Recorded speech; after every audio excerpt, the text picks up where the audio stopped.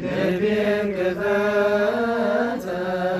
ልቤን ክፈተው የልድያን ልብ እንደከፈተ ልቤን ክፈተው ልቤን ክፈተው የልድያን ልብ እንደከፈተ። በስመ አብ ወወልድ ወመንፈስ ቅዱስ አሐዱ አምላክ። በስመ አብ ወወልድ ወመንፈስ ቅዱስ አሐዱ አምላክ።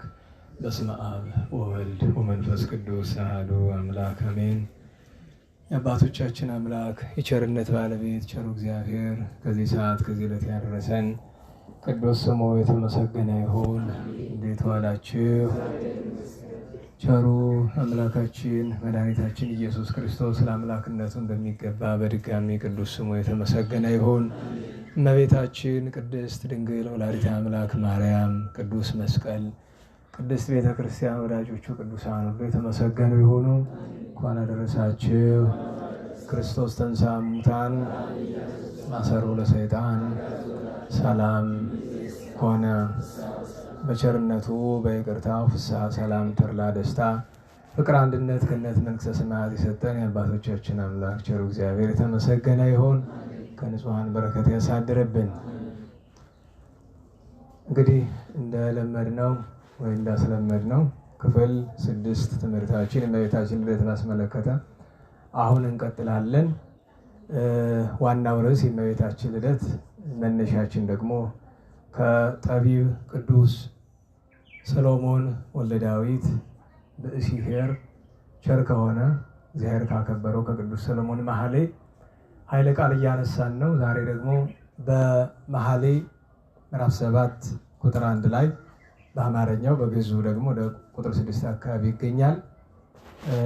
ብዙ ጊዜ ወርሃ ጽጌ ሲገባ 40ውን ቀን በሙሉ ተሳልከ ብለን በኪዳን መስራተ ኪዳን ተመየጢ ሰላመ ሰጣዊት ወንራይ ብኪ ሰላመ ምንተኑ ትንየጽሩ በእንተ ሰላመ ሰጣዊት እንተ ትሄውፅ ከመ መድበለ ማህበር ወረታትያ ዘበስን ለወለተ አሚናዳብ ይላልና ከዚህ መካከል ሰላመ ሰጣዊት የሚለው ለዛሬ ርዕስ እናደርጋለን።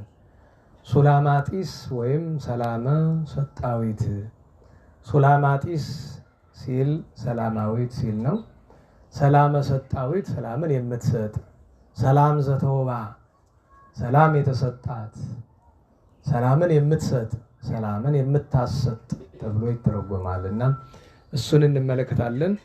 ከሁሉ የሚቀድመው የዕለቱን በዓላት መመልከት ነው። ከእሱ አስቀድሞ ግን እንደዚህ ከመደበኛ ትምህርት ከሚሰጥበት አዳራሽ ወጥተን እዚህ ደጅ ላይ ሆነን የምንማርበት መሰረታዊ ምክንያት የእመቤታችን የቅድስት ድንግል ማርያም ልደቷን ስናስብ በአድባረ ሊባኖስ ሰማያዊት ሙሽራ እውነተኛ ሙሽራ የሥላሴ ሙሽራ ወላዲተ አምላክ ድንግል እመብርሃንን የወለዱ ኢያቄም ወሐና ብርድ ካለበት መጠያ ከሌለበት ስፍራ ላይ ከተራራ ላይ 7 ቀን ንፍሮ እየቆረጠሙ ህብስት እየተመገቡ እግዚአብሔርን እያመሰገኑ ስለሰጣቸው ስላደረገላቸው ነገር ከእነርሱ ጋር ተሰብስበው የመጡ ዘመዶቻቸው ጎረቤቶቻቸው ደግሞ የእመቤታችን ከፊቷ የሚወጣውን ብርሃን የመልኳን ደምግባት እና መዓዛዋን እያደነቁ ስለሰነበቱ ነው። ላደለው በእነዚህ ቀናት ሰብሰብ ብሎ አገልግሎቱ አዳር ነበር የሚሆን።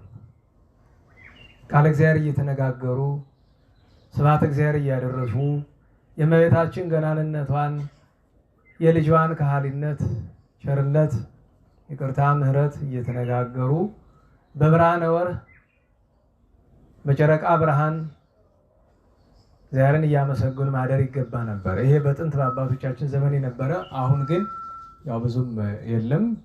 እንግዲህ ቅዱሳን ያረጉ ይሆናል በየበዓታቸው እና እንደሱ ነው የምናደርግ እና እሱን እንዳንዘነጋ መሰረታዊ ጉዳያችን እሱ ነው። የእመቤታችን ክብር የእመቤታችን ልደት ለማዘከር ኢያቄም ወሐና እንደሆኑት በመጠኑ ብትሆን ለማዘከር ነው። እነርሱ እንዴት እንደነበር ግን ያ በደስታ ነው። ይሄ ገድል አይደለም፣ ቀላል ነገር ነው። ተመቸ ቦታ ላይ ተቀምጦ ተምሮ ጥቂት እየተኙ እየተነሱ ስብሐተ እግዚአብሔር ያደረሱ። ግን ወቅቱ ጊዜው የእኛም ስንፍና ተደማምሮበት ስለማይመች በሰርክ እየተገናኘን አገልግሎት እናደርሳለን።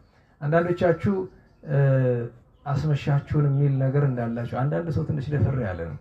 ቅድም አንድ ሜሴጅ ሲገባ አየሁኝና በጊዜ ብትጨርሱልን ምን አለ ይላልና እና ይህንን የጻፉ ደግሞ ሴት ትመስለኛለች። ይሄ ጤናዋ ነው እያልኩ ነበረ። በነገራችሁ ላይ እንደው እስካሁን ድረስ እንደዚህ በጊዜ ጨርሰን አናውቅም አይደል? ተከታታይ ቀን 12 ሰዓት ነው የምንጨርስ አይደለም? ከዚህ በታች ቀን 6 ሰዓት እናድርገው ወይ 3 ሰዓት እናድርገው? እና ለግል ጉዳያችሁ ብቻ ለምን ታስባላችሁ? ሰው ስራ ውሎ ስራውን ጨርሶ አይደል የሚመጣ? በነገራችሁ ላይ ለእኔ ቀን 6 ሰዓት ታደርጉት ይሻለኛል፣ ለእኔም ይመቸኛል። እቤት የበር ነው ጉባኤ የሚካሄደው። ቀን 6 ሰዓት ላይ ደግሞ ስራ የለኝም እኔ ተግባር ስለሌለኝ 6 ሰዓት 6 ተኩል ምናምን ጀምሮ ችግር የለብኝም። እና አንዳንድ ጊዜ ትንሽ ያበዛዋል አንዳንድ ሰው፣ ግራ ይገባኛል። ደግሞ አስተያየት መስጠት ስትፈልጉ ለአገልጋዮች ተናገሩ። ዘላችሁ ሄዳችሁ አስተማሪ ጋር አትጻፉ። አንድ እውነት ልንገራችሁ፣ ብዙ አትደፈሩ፣ ጥሩ አይደለም። እና ሩቅ ሀገር ነው የምንመጣ እና እኔ እኮ ጎትቼ ሩቅ ሀገር ነው ያላልኩሽ፣ ራስሽን የመጣሽ እኮ ካልፈለግሽ መቅረት ነው። ጉባኤ እኮ ሞልቷል። በምትመጪበት ስፍራ ለምን አልፈሽ እዚህ ትመጪያለሽ? አረዳ ገባን። እድሜ ልካችን የኖርበት ጉዳይ ነው አይደል? አዲስ ነገር ምን መጥቶ ነው ላንቺ ብለን የምናስተካክለው? እና ለምንድን ነው እንደዚህ የተናገርኩ? እኔ መልስ አልሰጠሁት። ሲጀምር ሜሴጅ ለሚልክ ሰው ነው መልስ አልሰጠም። ግን በልባችሁ የምታስቦች ትኖራላችሁ። ይህን ነገር በአፋችሁ ያለው እንደ እሷ ደፋሩና ነው ይህንን ያወጣችሁ። እና ስለዚህ እናንተ አንደኛ አስተያየት ለምትሰጡት አካል ስጡ። ደጋግሜ ነግሬያቸዋለሁ እኮ ከማናችሁም አስተያየት አልቀበልም። ሁለተኛ ነገር ስለ እናንተ ስለ አንድ ግለሰብ አይደለም ጉባኤው፣ ለአብዛኛው ስለሚስማማው ነገር ነው። ገብቷችኋል? ለአብዛኛችሁ ከተስማማችሁ ሌሊት 6 ሰዓት አድርጉት፣ እኔ ችግር የለብኝም። ነገር ግን ለአብዛኛው የሚስማማው ሰዓት ይሄ ነው እንዴ። ጉባኤው እኮ የሚጀመረው ገና ለ10 ሰዓት ምናምን ጉዳይ ነው ምህላ። እና በእውነቱ ሰው ካልተስማማው ጊዜው ካልተመቸው በአካባቢው ጉባኤ ሞልቷል። ጎንደር ዓለም ነው። ጎንደር ብቻ ሳይሆን በከተሞች ከአዲስ አበባ ጀምሮ ዓለም ነው ጉባኤ ሞልቷል። እዚህ ሄዶ መማር ነው። እኔ አንድ ነገር እንድታውቁ የምፈልገው ብቻ እውነተኛ የእግዚአብሔር ቃል የሚነገርበት ይሁን እንጂ የትኛውም ጉባኤ ተማሩ። እዚህ መጣችሁ አልመጣችሁ ለእኔ ምን ያደርግልኛል? አያችሁ፣ ሁሉ ጉባኤያት፣ ሰንበት ትምህርት ቤቶች፣ ማህበራት በሙሉ ሞልተው እዚህ አንድ ሰው ቢቀር ያስከፋል? አያስከፋም። ምክንያቱም መሰረተ ዓላማው በእናንተ በቁጥራችሁ ልክ እኮ አበል ላይ ይከፈለንም። አንድ ሰው ተማረ 1000 ሰው ለኛ እኮ ፋይዳ የለውም። ዋናው እናንተ ቃል እግዚአብሔር የምታገኙበት ስፍራ ይሁን ነው። እና ስለዚህ ይህን ነገር ልመዱ። በዚያ ላይ ደግሞ ቅድም እንደነገርኳችሁ ለአዳሩ የሚደረግ ስነ ስርዓት ነው። ይሄ የነበረ ጥንቱ ነው ማለት ነው። ያ ስለማይስማማ ነው። እና እሱ እንድታስቡት የተናገርኩበት ምክንያት አባቶቻችን አንዳንድ ጊዜ ይውላችሁ ሰው የማያገባው ነገር ውስጥ እጁን አይከትም። አይመለከታችሁም። ብዙዎቻችሁ በነገራችሁ ላይ አገልግሎቱ ላይ ጠብ ያለ ነገር የማሰሩ ሰዎች አስተያየት አትስጡ። እኔ እውነቴን እዚህ እንኳን ይሄን ንፍሮ መቀቀልና ህብስቱን ማዘጋጀት እኮ አትረዱም እኮ። በነገራችሁ ላይ ጥቂት እህቶቻችን ናቸው እኮ መከራ የሚያዩ ጠዋትም ማታም ስራ የሌላቸው ይመስል ማለት ነው። እና ሰው ይገርመኛል። አባቶቻችን ይሄን ያህል ሰሪ ይሄን ያህል አነዋሪ ይላሉ። እና በእውነቱ ተገቢ አይደለም። አስተያየት መስጠት አትልመዱ። በማይመለከታችሁ ነገር አትስጡ። ከተስማማችሁ መሳተፍ ነው፣ ካልተስማማችሁ መቀጠል። ምክንያቱም አገልግሎቱን ከእግዚአብሔር ቸርነት በታች ጥቂት ሰው ተሸክሞት ነው የሚኖር። እናንተ መታችሁ ቁጭ ብለህ ተምረህ ስለሌለ ትልቁም ነገር ያደረክ እንዳይመስልህ። ስራው ትከሻ የሚያዝል ስራ አለው፣ አታውቁትም እናንተ። እና እንደዚህ ብዬ የምልበት ምክንያት ለዚች ጉዳይ አይደለም። አንድ ጉዳይ ሲገጥመኝ ጠቅለል አድርጌ መናገር ይገባል ብዬ ስለማምን ነውና ወደ ትምህርታችን እንመለሳለን። እግዚአብሔር መድኃኔዓለም ቸርነቱን ያደርግልን። እንግዲህ ዛሬ ብዙ ቅዱሳን አሉን። ባጭር ወደ እመቤታችን ድንግል ማርያም ትምህርት ከማለፋችን በፊት እናወሳቸዋለን። የመጀመሪያው ዛሬ ትልቁ በዓል በእውነት እዚህ ጉባኤ ስላለ እንጂ ወደ ሌላ ቦታ ወደ አዘዞ አካባቢ ከልባቸው ይህንን ቅዱስ አባ መቃርስ ዘእስክንድርያን የሚያከብሩ ሰዎች አሉ። እዛ ጋር መሄድ ይገባ ነበረ። በእውነቱ በጣም ከልባቸው የሚያከብሩ ሰዎች አሉ። የግለሰብ ምስጢር ይሆናል እንጂ አንዳንድ ሰው ይህንን እነሱ ስለሌሉ ነው የምነግራቸው እንጂ ባሉበት መናገሩ አስፈላጊ አይሆንም። ከእንጀት ቅዱሳን ከእንጀት የሚያከብራቸውን ይወዳሉ፣ በጣም ይወዳሉ፣ ይቀርባሉ፣ ያቀርባሉ። እና ታላቁ ቅዱስ መቃርስ ቀሲስ በዝክረ ቅዱሳን አገልግሎትም ውስጥ በሁለተኛው ዙር ተመርጠው ከተሰጡ ቅዱሳን አንዱ ነው። በመጀመሪያው ዙር 25፣ በሁለተኛው ዙር 20፣ በሶስተኛው ዙር እያለ ነበረ። ድሮ ዝክረ ቅዱሳን ትምህርት በጉባኤ አይደለም የሚሰጥ የነበረው። ዘካሪዎች በየቤታቸው ያዘጋጃሉ። ጉባኤ በቤት ነው የሚካሄደው። የክርስቲያኖች ቤት ከቤተክርስቲያን ስለሆነ ቁጥሩ ለስብከት ለሌላ ነገር አይሆንም እንጂ ለስብከት እዚያ ነበር የምናደርገው። ዘካሪ አዘጋጅቶ ከሌሊት ጀምሮ የራሱን ነገር ጨርሶ ሰርክ ሲደርስ ጠራናል፣ እንሄዳለን። ከዚያ ነበር የምንማማር የነበረው እና ከነዚያ መካከል አንዱ ነው ቅዱስ መቃርስ ቀሲስ ዘእስክንድርያ። በቤተክርስቲያን ታሪክ የመጀመሪያው ዘመን መነኮሳት ከሚባሉትና መሰረቱን ከጣሉ ከታላላቆቹ ቅዱሳን አንዱ ነው። አባ እንጦንስ፣ አባ መቃርስ፣ አባ ጳኩሚስ ብለን ቀጥለን የምንጠራው አባት መቃርስ ቀሲስ። እንግዲህ መቃርስ ሲባል ብዙ ቅዱሳን አሉ በዚህ ስም የሚጠሩ። ዋኖቹ በዚህ ስም የሚጠሩ 4 ናቸው። ዋኖቹ መቃሪዎስ አቢይ፣ ታላቁ መቃርስ የመነኮሳት አለቃ፣ መቃሪዎስ ቢጽ ወይም መቃሪዎስ ቀሲስ ወይም መቃርስ ዘእስክንድርያ ዛሬ የምናከብረው ሁለተኛው መቃርስ። በነገራቸው ላይ ጓደኛሞች ናቸው። በአንድ ዘመን የኖሩ በተመሳሳይ በጥቂት ዘመን ልዩነት ያረፉ ናቸው። በዛው በአንድ ገዳም የነበሩ ናቸው። አባ መቃርስ 50 ሺህ ቅዱሳን መነኮሳትን በአስቄጥስ ሲመራ በንጥሪያ ገዳም እዛው ነው። ግን ፈንጠር ብሎ 5000 ቅዱሳን ገዳማውያንን መናኞችን በተለይ በተባይቶ የነበሩትን ይመራ የነበረ ነው ቅዱስ መቃርስ ቀሲስ ለሀገረ እስክንድርያ። እና አባ እንጦንስን የሚያውቅ ከና አባ እንጦንስ ጋር የነበረ እና አባ ጳኩሚስን የሚያውቅ ከነሱ ጋር የነበረ እና አባ አሞን ታላቁ አሞን ዛሬ የምናከብረው ሁለተኛው አሞን። እነዚህ ሁሉ አብዛኞቹ በዜና አበው የምናገኛቸው ቅዱሳን አብዛኞቹ በአራተኛው ክፍለ ዘመን ሁለተኛ አጋማሽ አካባቢ የነበሩ ናቸው። ከነዚያ አንዱ ነው። የተወለደ በ295 ዓመተ ምህረት አካባቢ ነው። ያረፈ በ395 አካባቢ ነው። ታላቁ መቃርስ ከማረፉ ከ2 ዓመት በፊት ማለት ነው። 100 ዓመትን የኖረ 40 ዘመን ሳይጠመቅ ነው የኖረ። እንግዲህ የጥንት ዘመን ክርስቲያኖች በተለይ በዘመነ ሰማዕታት የነበሩት መከራ ስለሆነ ችግር ነው። 40 ዘመን እስከሚሞላ አልተጠመቀም። በቤተክርስቲያናችን መልክዓ ቁርባን ላይ አንድ እንደ ሰሩ አስታይቶ ዛሬ የማይባል የተረሳ አይደል? የታስተማሰለ ወለ ቁርባን ከመብስ ተራቆ አኮኖ ስጋ መለኮ ዘይት ላጸቆ መለኮተ ተዋህዶ ነውና እንዲህ በአይነ ስጋ ቁርባንን ስትመለከቱት ምድራዊ ነገር አይምሰላችሁ። መቃሪዎስ አብ እበ ቁርባን ላ ጠይቆ ድረት ወክፈ በአሚን እንበለያ በናፍቆ 60 ዓመት የተፋመራ ቆምቤ። ይሄ ነገር የተደረገ 40 ዘመን ቆይቶ የገዳማውያንን ዝና ሲሰማ ምን ይሰራ ነበር? እዛ በፊት ቢባል መደበኛ ስራው ዳቦ መሸጥ ነበር ይባላል። ዳቦ የሚሸጥ ሰው ነበር። ያ ከዚያ ምጽዋት የሚሰጥ በኋላ በ40 ዘመኑ ተጠምቆ ስጋውን ደሙን ተቀብሎ በረሃ ከገባ በኋላ 60 ዓመት ነው በምናኔ የኖረ። 60 ዓመት በሙሉ ምራቅ ተፍቶ አያውቅም። እና ከሱ ደቀ መዛሙርት መካከል ዋናው ትልቁ ደቀ መዝሙር የሱ አባ በፍኑትዮስ ነው።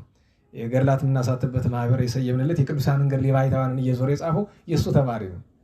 እና አባ በፍኑትዮስ አባት ሆይ ለምንድን ነው ምራቅ ስተፋማና ሲሉት ቆርቤያለሁ። ያ ማለት የዛን ጊዜ እንደቆረበ ከዛ በኋላ ይቆርብም ማለት አይደለም። በአመት በመደበኛነት እንደ ቅዱሳን ባይታውያን 3 ጊዜ ይቆርባል። ታውቋቸዋላችሁ አይደል? ደጋግመን ስለምንነጋገር 3 ቀን ባይታውያን የሚቆርቡባቸው ቀናት ምንድን ናቸው? የጌታችን ልደት፣ ሁለተኛ ጥምቀት፣ ሶስተኛ ትንሣኤ ናቸው። ከዚያ ከቻሉ በሌሎችም ይቀበላሉ። ቢያቀት ግን በእነዚህ በሶስቱ ይቀበላሉ። የሚገርማችሁ ነገር ይሄ ቅዱስ በገዳም የነበረበት ዘመን ማለት ብዙ ቅዱሳን የነበሩበት ነውና ከነዚህ መካከል አንደኛው ማርቆስ ዘዮናኒ የሚባል ታውቃላችሁ? በዜና አበው ወይ በትርጓሜ ማርቆስ ዘዮናኒ ይባላል። ማርቆስ ዘዮናኒ ለየት የሚያደርገው አንድ ገድል አለው ከብዙ ገድሎቹ። እሱ ምንድነው?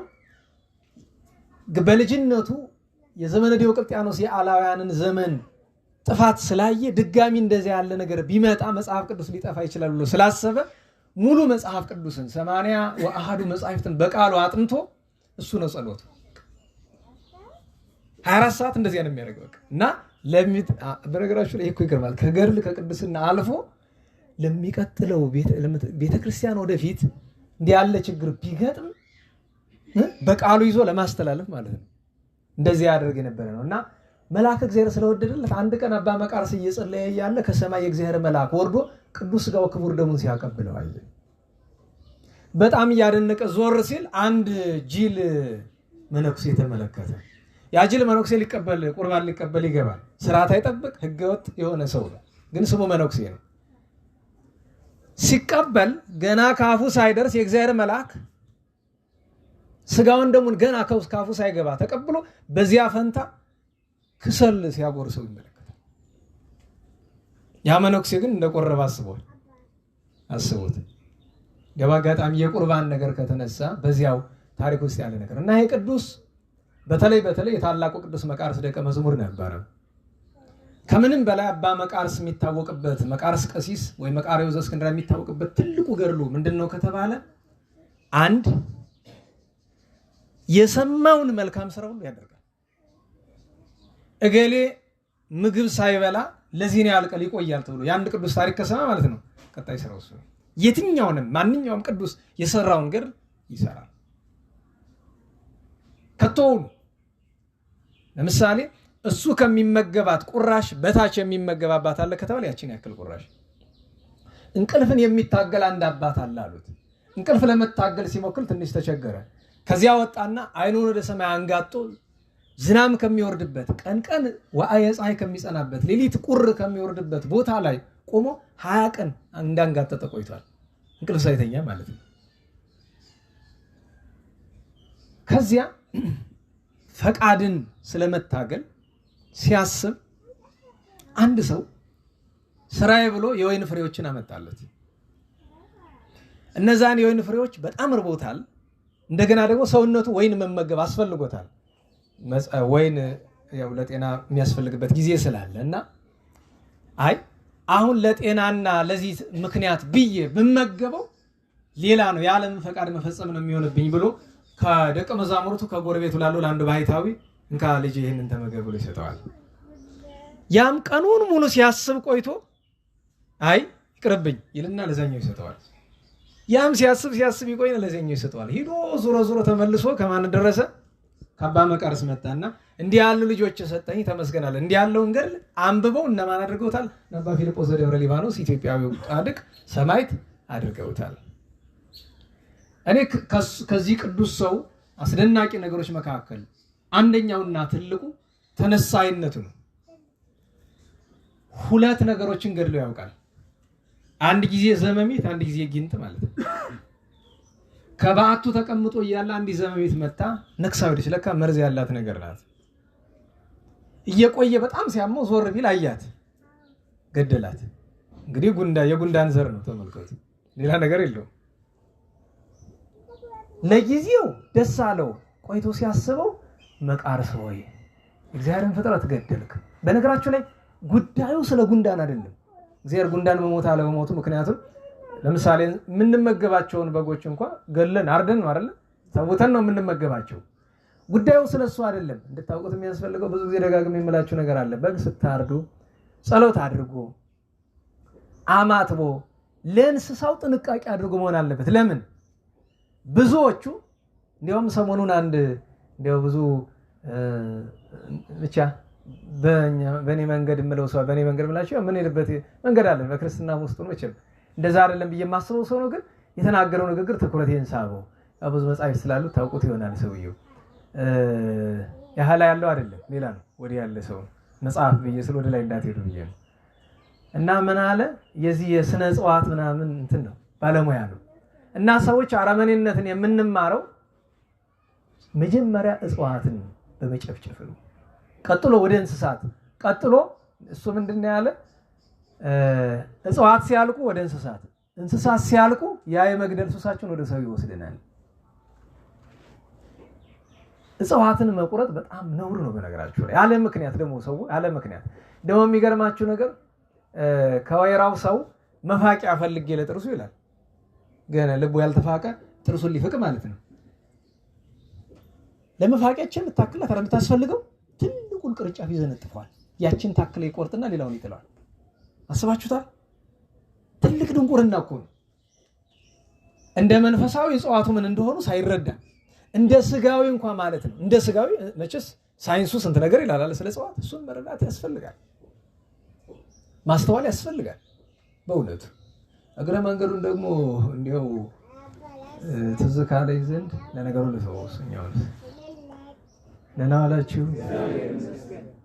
እንዴት ዋላችሁ? እና የቅዱስ ትልቁ ነገር አንደኛ የመግደል ልምምድ ነው ነገሩ።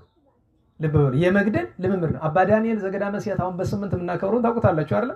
አረማዊ ሲያሳድደው የበርበር ሰው ወደ ላይ ተራራውን ሲወጣ ደንጊያውን ረገጠው። ደንጊያው ተንከባሎ ሄዶ ገደለው አረማዊው። ነፍስ አጥፍቻለሁ ብሎ እየዞረ በየፍርድ ቤቱ ፍረዱብኝ ባካችሁ፣ ቅጡኝ፣ ሰው ገድያለሁ ይላል። እንዴት አድርገን የገደልከው? እንደዚህ አይ ስለ ሁለት ነገር አልገደልከውም። አንደኛ ሊገል እያባረረ ነው። ሁለተኛ ነገር ሆን ብለህ አይደለም ይሰል በቃ ረፍታታ ፍርድ ቤት ላይ ቢያጣ በዓለም ያሉትን ጳጳሳት ሁሉ እየዞረ ባካችሁ ቅጣት ሰጡኛል እንዴ። ኋላ አንድ ቀን አንድ ፍርድ ቤት ሄዶ ነገረው ዳኛው፣ እነዚህ ቅዱሳን መነኮሳት ግን ምን አይነት ፍጥረቶች ናቸው? እና ምን አለው? አባት ሆይ ዳንኤል አለው፣ አቤት፣ ከዚህ በኋላ ሌላ 7 ሰው እንድትገል እመኛለሁ ወደ እኔ እንድትመጣ ብሎ አለው። የሚያረገው ቢያጣ በመንገድ ልፍ ሲል ይሄ ሌፕሮስ የሚባል ማለ አይደል ምን ይባል ስጋ ደዌ ነው የሚባል እንደዛ አይነት ያመመው ሰው ከራስ ከእግሩ የቆሰለ ሰው አገኘ። ያንን ወሰደና እስከሚሞት ድረስ እንደ ባሪያ ያገለገለው። እንደገና እሱ ሲሞት ሌላ እንደዛ አይነት እያመጣ ኋላ ልቦህ አለ እግዚአብሔር ይቅር ብሎኛል ማለት ነው አለ። የመግደል ልምምድን ይፈራሉ። አሁን ሰው ወታደር የሆነ ስራው የሆነ እንደሆነ ስራውም ቢሆን እንኳን መግደልን መለማመድ የለበትም። በዚያ ለምሳሌ አንድ ሰው ምርኮኛ ከተደረገ በኋላ አይገደልም፣ የፈለገ ይሁን። ለምን? በፍርድ ነው አይደለም? አንዲት ሀገር ወታደር አንድ ሰው ከማረከ በኋላ የፈለገ ያክል ጓደኞቹ ሊጨፈጭፍበት ይችላል አይደል? የፈለገ ይሁን። ሰው ምርኮኛ ከሆነ በኋላ በመንፈሳዊም በባህላዊም በዘመናዊም ሕግ ዳኝነት አስቀርቦ በዳኝነት ይፈረድበታል እንጂ በገዛ እጁ ሊገሉ አይችልም። ያ ሲሆን ያ ሰው የመግደል ጥማት አለበት ይባላል። አንድ እሱ ነው። ሁለተኛ ለራሱ የተረዳው ቅዱስ መቃርስ ምንድነው? ልቤ በቀል እየተማረ ነው ማለት ነው። ያችን ጉዳይ በበቀል ነው እንደዚህ። ስለዚህ ለካህን ሄዶ ቢናገር አንተ ምን ስራ ፈታሃል የሚባል። ስለዚህ የነበረው አማራጭ ሄደ። አባ በፍኑትዮስ ነው ይሄንን የሚያይ። በወቅቱ እነ ኢቫግሪዮስ የሚሏቸው እና አባ ወቅሪስ ወይም ወግሪስ ነበሩ አብሮ የሱ እነ ማርቆስ ዘዮናኒ ይሄ ዜና አበው የጻፉን መጠላዲዮስ ሁሉ በዙሪያው አሉ። እንግዲህ ይሄ ነገር ሲደረግ ከወንዝ ዳር ወረደና ልብሱን አውልቆ ዘመሚቶች ካሉበት ጉድጓድ ሄዶ ቁጭ አለላቸው። 6 ወር በሉት። እሱ ዝም ብሎ ይጸልያል። 6 ወር በልተውት ተመልሶ ሲመጣ ማንም ሰው አላወቀውም ማን እንደሆነ እሱ። ይሄ ያስገርመኛል። በሌላ ጊዜ ግን ጊንጥን ገደለ። ጊንጧን ሲገድል ግን ንስሐ አልገባም። ምክንያት ይባል በመጽሐፍ ውስጥ ምን ጥቅስ ታውቃላችሁ?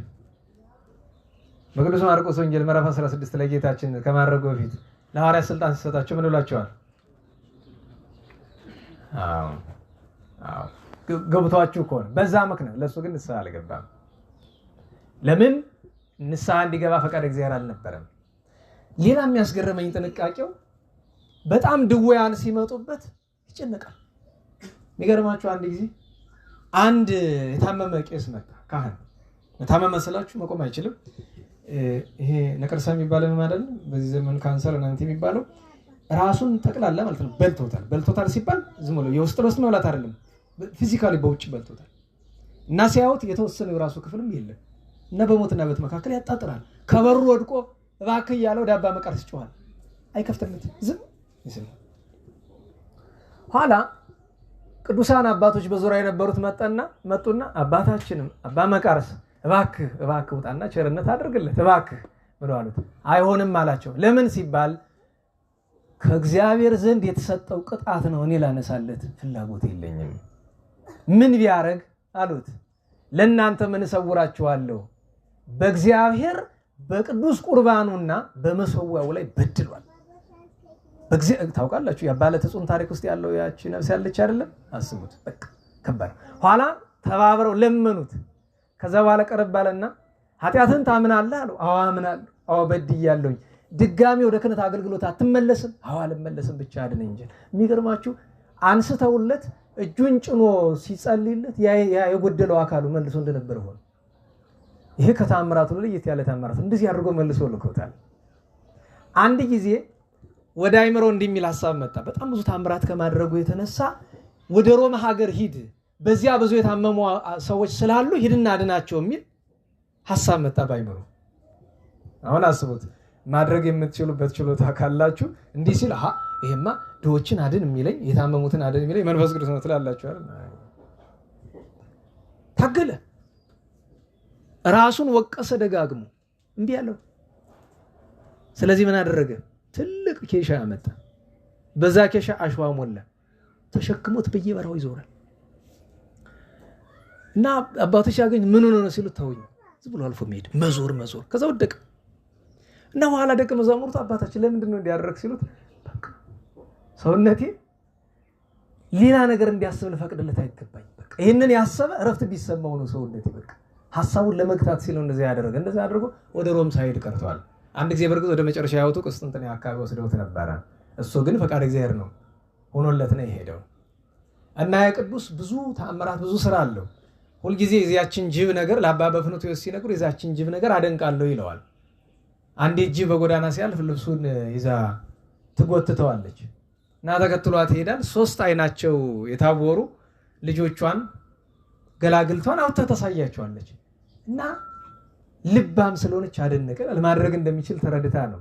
ምራቅ ትፍ ብሎ አበራላቸው አይናቸውን። ከዚያ ምን ይዛለት መጣች? የበግ አጎዛ ይዛለት መጣች።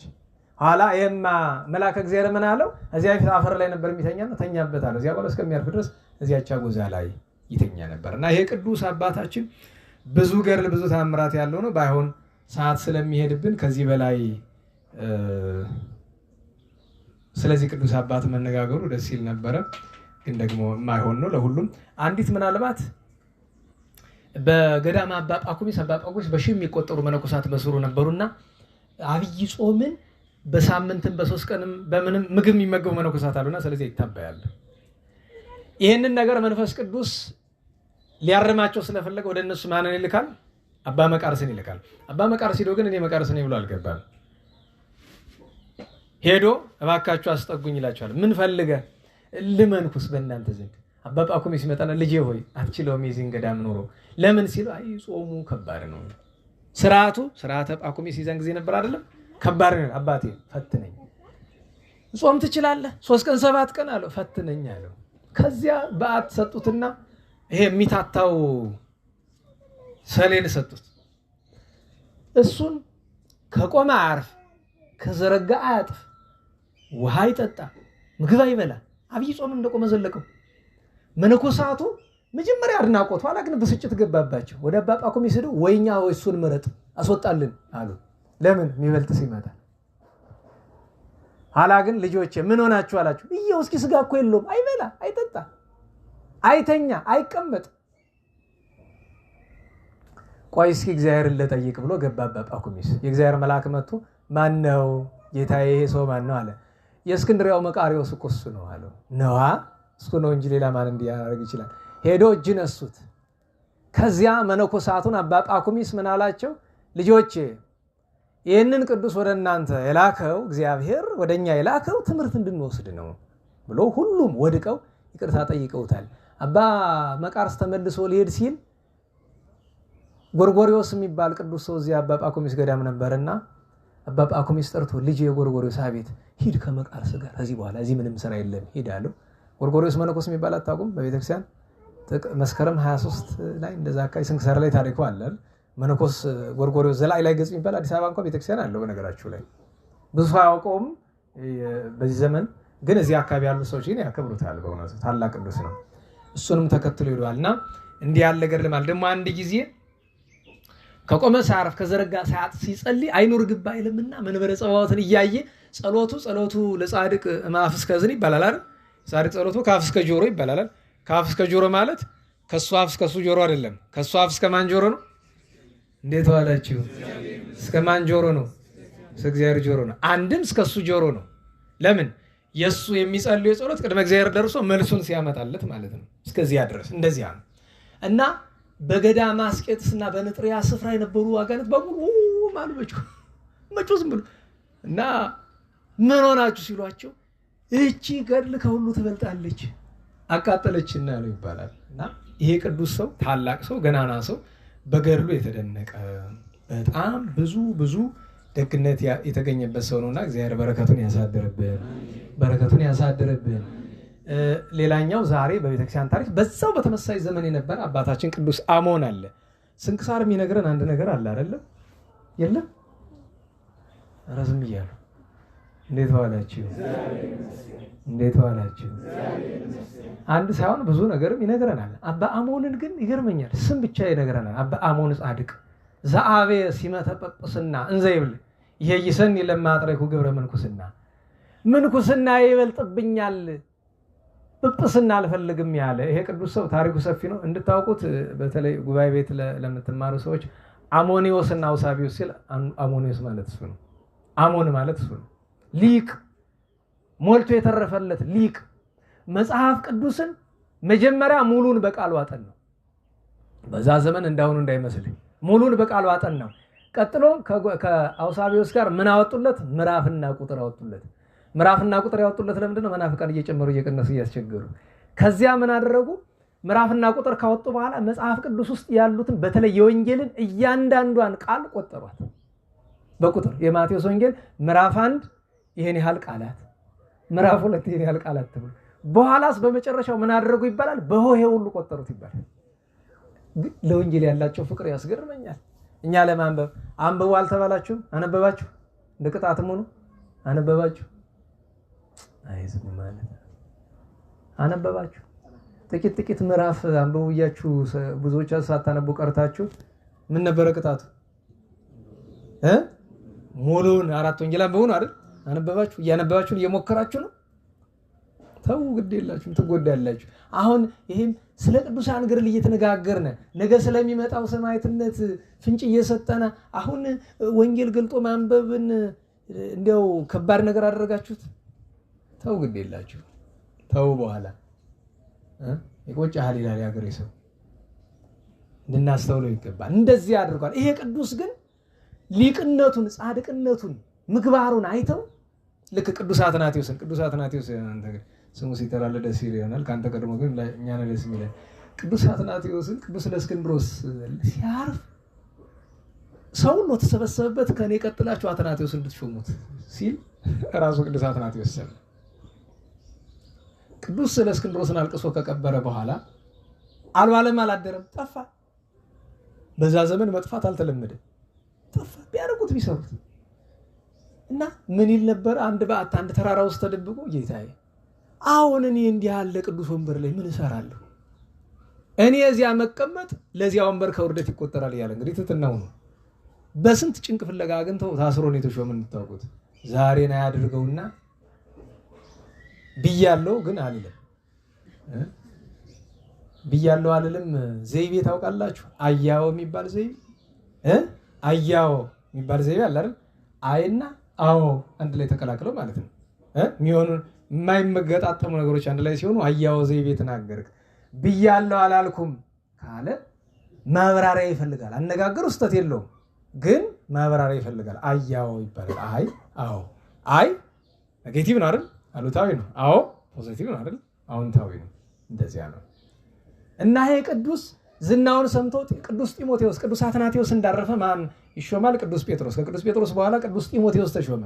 ቅዱስ ጢሞቴዎስ ለአንድ ሀገረ ስብከት ጳጳስ ሊሾም ሲፈልግ ህዝቡ በሙሉ ተሰብስበው አረ አሞኒዮስን ሹምልን ይሉታል። ከዚያ ተሰብስበው ሄደው ይለምኑታል። እምቢ አላቸው። እምቢ አለና አሉት ሂዱና ጠይቁት እንደገና። አሁንም ተሰብስበው ወደ ሲጠይቁት ይኸውላችሁ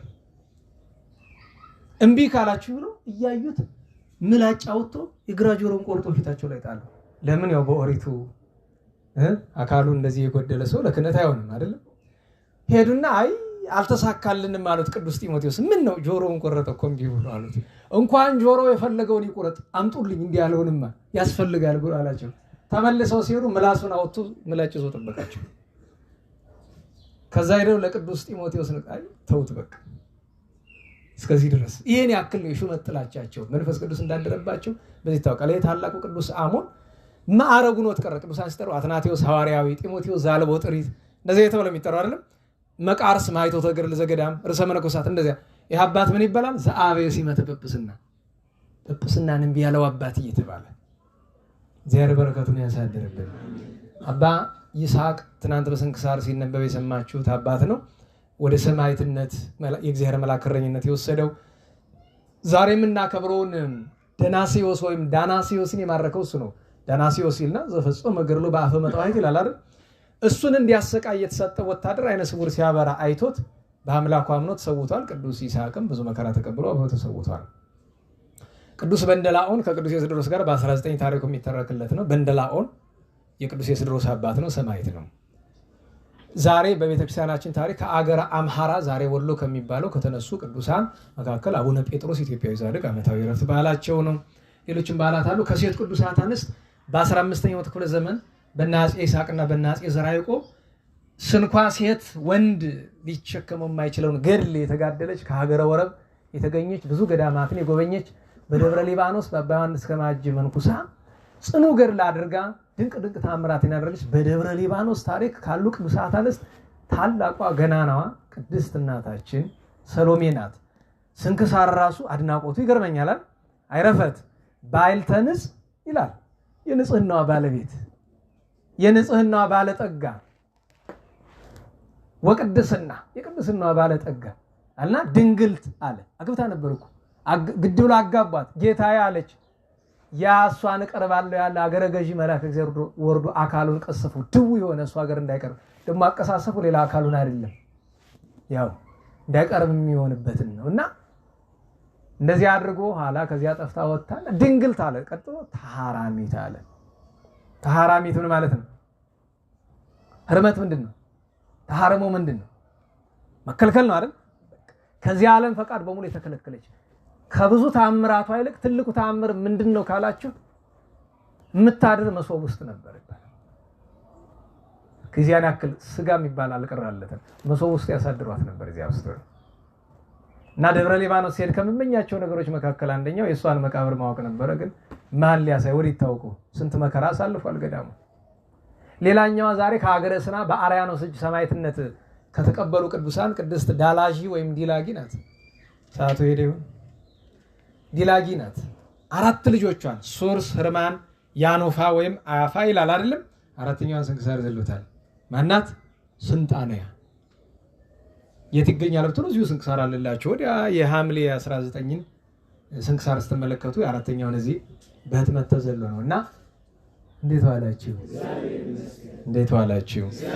ባሏ የሞተባት 4 ልጆቿን ብቻዋን ያሳደገች እናት ሰማዕትነት መጣ ሲባል ልጆቿ መርዓታተ ክርስቶስ ይባላሉ። የክርስቶስ ሙሽሮች ናቸው። እና እንደ ፊት እየነዳች እነሱም ክርስቲያንን እያሉ እየጮሁ እሷም እየጮኸች አርያኖስ አሰቃይቶ ገድሏቸዋል።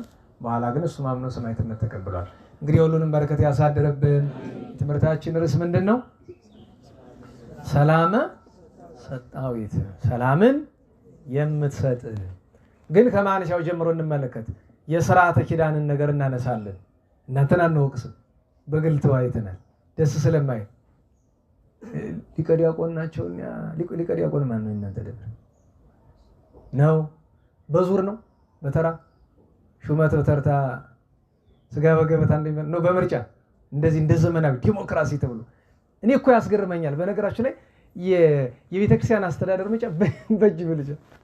በነገራችሁ ላይ ይኸውላችሁ ለወደፊት ለእናንተም ለአብየ ጊዜ በአቶችም ሊቀ ዲያቆን ስትመርጡ ሊቀ ካህናት ሲመረጥ እንዴት ነው የሚደረገው? መጀመሪያ ለዚያ የሚገቡትን ጥቆማ መውሰድ፣ ከዚያ ጸሎት ታደርጉና 3 ጸሎተ ማርያም ደግማችሁ ከነዚያ ከተመረጡ መካከል ማውጣት ነው አይደል? መንፈሳዊ ስርዓቱ። እንዴት ዋላችሁ? ቅዱስ ማትያስ ለሐዋርያነት ሲመረጥ ሐዋርያት 2 ጠቆሙ አይደል? በርናባስንና ማትያስን አይደል? ማን መረጠላቸው? መንፈስ ቅዱስ። በምን? በዕጣ። ለዚያ እኮ ነው እንጂ በእጅ ብልጫ እንደ አድማ ዲሞክራሲ። በነገራችሁ ላይ ቤተክርስቲያን ምን ይላል? በነገራችሁ ላይ አንዳንድ ሰው አላዋቂነቱ ድንበር የለውም። እዚህ በፊት የነገርኳችሁ ነገር አለ። ዲሞክራሲ ሲመሰረት በግሪክ የነበረው ትልቁ የዓለሙ ፈላስፋ ሶቅራጥስ ነው አይደለም? የዲሞክራሲ ቁጥር 1 ተቃዋሚ ሶቅራጥስ ነው። ለሞትም ያበቃው ይሄው ነው። ሶቅራጥስን ታነቡካላችሁ አይደለም? ዲሞክራሲ በራሱ ጤነኛ ነገር አይደለም። አሁን ይሄን ሰምቶ ይላል አይደለም። አንተ ያልከውን ነገር መከተል ግዴታ አይደለም እንዴ። በነገራችሁ ላይ የዚህ ዘመን የዓለሙ ፍልስፍና ኢንዲቪጁዋሊዝም ይላል አይደለም። መብት በቃ ሰው የፈለገውን ነገር ሌላውን ሰው እስካልጎደለ። አዎ ማዝነው ነገር ዲሞክራሲ አለመጥቀሙ ብቻ አይደለም። ዲሞክራሲ በትክክል ተተግብሮባት የሚያውቅ ሀገር እስካሁን ድረስ የለችም፣ አሁንም የለም። ዲሞክራሲ ያለበት ሀገር ኢቭን ዲሞክራሲ በሚለው በራሱ ፕሪንሲፕሉ ያለበት ራሱ ያው ፍልስፍና ያለበት ሀገር የለም ዛሬ በተግባር ያለበት ሀገር። አሜሪካ፣ አውሮፓ ትለኛለህ። ተው እባክህ። ደህና ዋላችሁ። ያንን የማይረባ ምድራዊ ሰይጣናዊ ነገር ደግሞ ቤተክርስቲያን ተመጣና ዲሞክራሲያዊ ምርጫ አድርገናል። which means ሰይጣናዊ ምርጫ አድርገናል ለማለት ነው። መንፈስ ቅዱስ ይመርጣል እንጂ ተሰብስበህ እጅ አውጥተህ ነው እንዴ መንፈሳዊ አስተዳደርን የምትመርጠው? ገብቷችኋል? እነዚህ ያሉ ነው። ገብቷችኋል? ኧረ ተጋብ ኧረ ተው ግድ የላችሁም። ምን ይወወ ምን ያልዋል ማለት እንጂ አንገት በመወዝወዝ መልስ መስጠት አንድም ስልቹነት አንድም ንቀት ይመስላል። ተው ወይ ገብቶናል አልገባንም። እና እሱን ማስተዋል ይገባናል። እንዴት ዋላችሁ? መሰረታዊው ነገር ምንድነው? በቤተክርስቲያናችን ስርዓት እንዲያ ነው ለማለት ነው። ታዲያ ኪዳን ሲደረስ ኪዳን መቅድመ ቅዳሴ ነው የሚባለው። የቅዳሴ መቅድሙ ነው። አንደኛው የሚያስቀድስ የሚቆርብ ሰው ኪዳን ማድረስ ስላለበት እና ኪዳን ሲደረስ ብዙ ማንሻ አለው። ዋና ማንሻው የሚባለው ግን ተሳሃልከ ነው። ተሳሃልከ ቃለ ዳዊት ነው። ተሳሃልከ እግዚኦ ምድረከ እና ወሚጥማተከ ምንነ እነዚህ ሁለቱም መዝሙር 84 ናቸው። በሜላ ጊዜ የሚደረሱት በቃል ይጠናል። በነገራችሁ ላይ በቃል መጠናት ያለበት ጸሎት ነው። ተሳሃልከ ካለ በኋላ ዘወትር የሆነ እንደሆነ ይትፌሳልብኪ፣ ክረምት የሆነ እንደሆነ የቲ ማርያም ምን ሆኖ ግን ደመና ብሩ ዘከለለ፣ ሰንበት የሆነ እንደሆነ የቲ ማርያም ምን ነው ግን ዞሮ ዞሮ በሐሌታው በግዕዝ እና በአራራይ ሐሌታው ይለያያል እና ከመይማርን ወይ ሳለን የሚለው ማለት ነው። ሌላ የሳት ክፍት ይኖራል ደግሞ ናሁ አስተራየ ጽጌን በስነተ ስነት የሚሉ ደግሞ አሉ አይደለም። እነሱ የሚሉም አሉ ደግሞ እንደየደብሩ ትውፊት። ከዚያ በባህለ ሐምሳ ግን በአብዛኛው ማን ነው በዘመነ ጽጌ በአብዛኛው የሚባለው ተሳልከ ካለ በኋላ ተመየጢ፣ አማርኛው ምንድነው?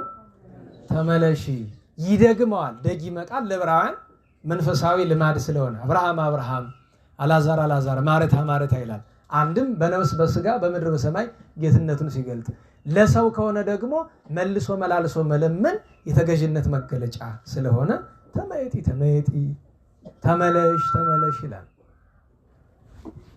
ሰላመ ሰጣዊት ሱላማጢስ ያለው ሱላማጢስ ሰላማዊት ብሎ ግን ሰላመ ሰጣዊትና ሱላማጢስ ተመሳሳይ ነገር ነው ሲተረጉመው ነው። ወንራይ ብኪ ሰላመ፣ ለምን ተመለሽ ትለኛለህ ትይኝ እንደሆነ በአንቺ ሰላም ነኝ። ምን ተኑትን የጽሩ ምን ትመለከታላችሁ? በእንተ ሰላመ ሰጣዊት፣ ሰላምን ስለምትሰጠው ስለ እርሷ ምን ትመለከታላችሁ? ምን ታያላችሁ? ምን ታስባላችሁ? እንተ ትሄውፅ እምርሁቅ፣ ከሩቅ ሆና የምትጎበኝ ከመመድበለ ማህበር፣ እንዲህ ካለ እንተ ትሄውፅ ቢል ይቀላል። የምትጎበኝ ከሩቅ ሆና መድበለ ማህበር ያለው የአማርኛው መጽሐፍ ቅዱስ ምን ይለዋል? እንደ ምህናይም ዘፈን ክብ የሆነች እንዲህ አንዳንድ ጊዜ የዚህ ዓለም የአራዳ ሰዎች ሚሉታል ማሞ ሌላ መታወቂያው ሌላ ይላሉ አይደል? ይግራ ይገባኛል እኮ ምን አመጡት? ምንድን ከእንግሊዘኛው ነው ይገባኛል እኮ እንግሊዘኛው ደግሞ ከግሪክ ወሰድኩት ይላል። ባለፈው ሰሞን እመቤታችን ላይ የማይገባ ነገር ተረጎምኩ ያለ ያ ሰውዬ ከግሪክኛው ነው ያገኘ ነው።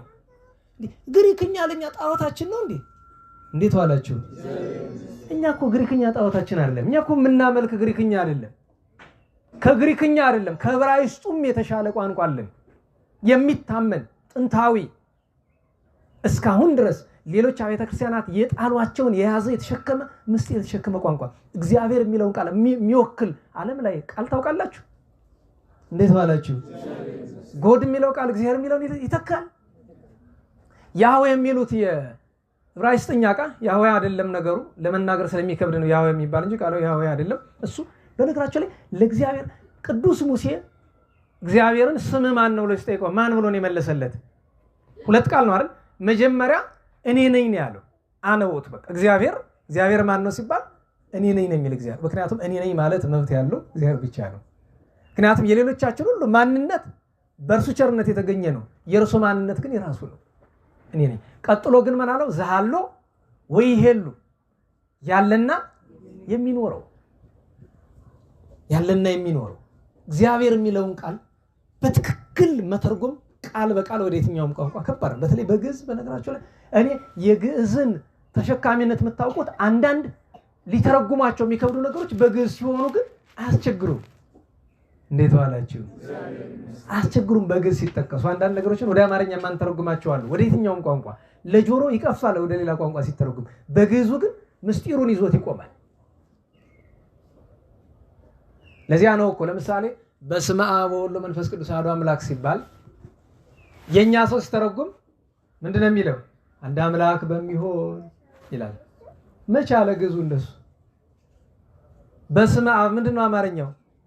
በአብ ስም ወወልድ ስምን ተወውና ዋው አይደለም በወልድም ወመንፈስ ቅዱስ በመንፈስ ቅዱስ ስም